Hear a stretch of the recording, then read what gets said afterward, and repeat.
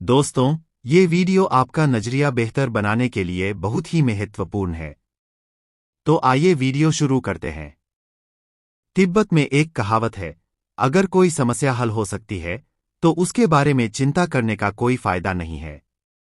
अगर वह हल नहीं हो सकती तो चिंता करने से कोई फायदा नहीं होगा। ईश्वर आपकी परीक्षा लेगा क्योंकि वह चाहता है कि आप बड़े हो जाएं। वह चाहता है कि आप परिपक्व हो जाएं। वह चाहता है कि आप उसके साथ एक ऐसा रास्ता विकसित करें जो आपकी उतार चढ़ाव भरी भावनाओं पर आधारित न हो बल्कि उसके प्रति आपकी प्रतिबद्धता पर आधारित हो, क्योंकि आप विश्वास से चलना सीखते हैं। अपने से कम भाग्यशाली लोगों के लिए जीवन को थोड़ा बेहतर बनाना। मुझे लगता है कि यही सार्थक जीवन है, अपने लिए नहीं बल्कि अपने समुदाय के लिए जीना। यदि आप खुद को और अपने सपनों को दांव पर लगाने के लिए तैयार हैं तो कम से कम आपको एक आंतरिक शक्ति का पता चलेगा जिसके बारे में आप शायद नहीं जानते होंगे। इससे कोई फर्क नहीं पड़ता कि आप कितनी धीमी गति से चलते हैं, जब तक आप रुकते नहीं हैं। कल मैं चतुर था, इसलिए मैं दुनिया बदलना चाहता था। आज मैं बुद्धिमान हूं, इसलिए मैं खुद को बदल रहा हूं। हमें अपने क्रोध के लिए दंडित नहीं किया जाता है, हमें अपने क्रोध से दंडित किया जाता है। किसी भी तरह से दयालुता का कार्य करें, बिना किसी इनाम की उम्मीद के, इस ज्ञान के साथ कि एक दिन कोई आपके लिए भी ऐसा ही कर सकता है। मैं विचारों पर हमला करता हूं, मैं लोगों पर हमला नहीं करता। कुछ बहुत अच्छे लोगों के पास कुछ बहुत बुरे विचार होते हैं, और अगर आप दोनों को अलग नहीं कर सकते तो आपको कोई और नौकरी करनी होगी। आध्यात्मिक होने का अर्थ यह है कि आप अपने अनुभव से जानते हैं, मैं अपने आप में आनंद का स्रोत हूं। अभी तो आपको लगता है कि आपके आनंद का स्रोत कोई दूसरा व्यक्ति या वस्तु है, अतः आप हमेशा ही उन पर निर्भर होते हैं। अगर आप इस बात को जान लें, समझ लें कि आप स्वयं अपने आनंद के स्रोत हैं, तो क्या आप हर समय आनंदपूर्ण नहीं होंगे? यह कोई चयन का मामला भी नहीं है। वास्तव में जीवन स्वयं ही आनंदपूर्ण होना चाहता है। यदि आप अपने जीवन की ओर देखें, आप अपने आप को शिक्षित करते हैं, धन कमाते हैं, मकान, परिवार, बच्चे, आप ये सब करते हैं क्योंकि आपको आशा है कि किसी दिन आपको इन सब से आनंद मिलेगा।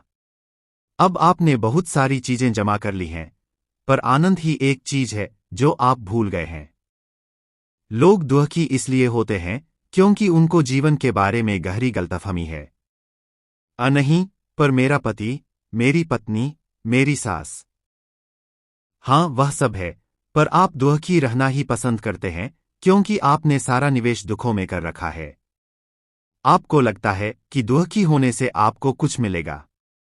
मान लीजिए आपके परिवार में कोई कुछ ऐसा करता है जो आपको पसंद नहीं है, तो आप अपने आप को दुखी कर लेंगे और हर समय मुंह लटका कर घूमते रहेंगे, इस आशा से कि वे बदल जाएंगे।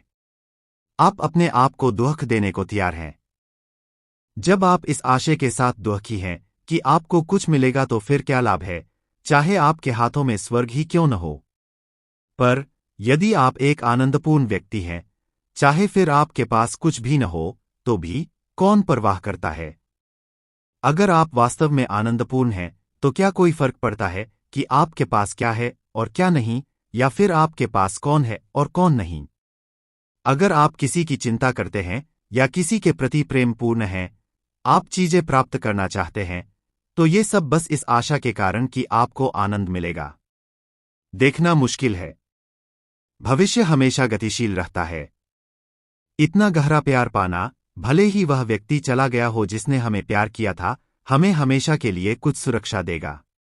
खोजो मत, पूछो मत, दस्तक मत दो, मांग मत करो, आराम करो। अगर तुम आराम करते हो तो यह आता है। अगर तुम आराम करते हो तो यह वहां है। अगर तुम आराम करते हो तो तुम इसके साथ कंपन करना शुरू कर देते हो। यदि आप अपने विशेषाधिकार के अनुरूप जीवन जीते हैं तो स्वर्ग दूतों को आपका सहयोगी बनने से रोका नहीं जा सकता। सच्ची आजादी किसी को आपको गलत समझने की इजाजत देना है। जानिए कि आपके अंदर क्या चमकती है ताकि आप अपने तरीके से दुनिया को रोशन कर सकें। मैं हर चीज पर तब तक विश्वास करता हूं जब तक कि वह गलत साबित न हो जाए। इसलिए मैं परियों, मिथकों, ड्रैगन में विश्वास करता हूं। यह सब मौजूद है, भले ही यह आपके दिमाग में हो।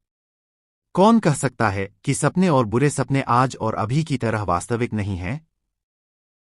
शांति आपके मन को जीवन को वैसा ही समझने के लिए पुनः प्रशिक्षित करने का परिणाम है जैसा वह है, न कि जैसा आप सोचते हैं कि उसे होना चाहिए। जब आप सितारों जैसी चीजों पर विचार करते हैं तो हमारे मामले बहुत ज्यादा मायने नहीं रखते, है ना?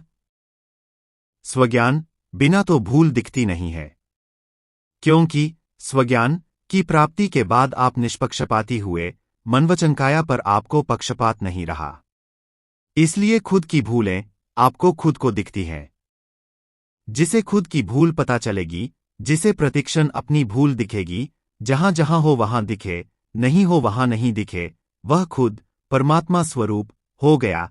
मैं शुद्ध आत्मा हूं, यह समझने के बाद ही निष्पक्षपाती हो पाते हैं। किसी का जरासा भी दोष दिखे नहीं और खुद के सभी दोष दिखें, तभी खुद का कार्य पूरा हुआ कहलाता है। पहले तो मैं ही हूं ऐसा रहता था, इसलिए निष्पक्षपाती नहीं हुए थे। अब निष्पक्षपाती हुए इसलिए खुद के सभी दोष दिखने शुरू हुए और उपयोग अंदर की तरफ ही होता है, इसलिए दूसरों के दोष नहीं दिखते हैं।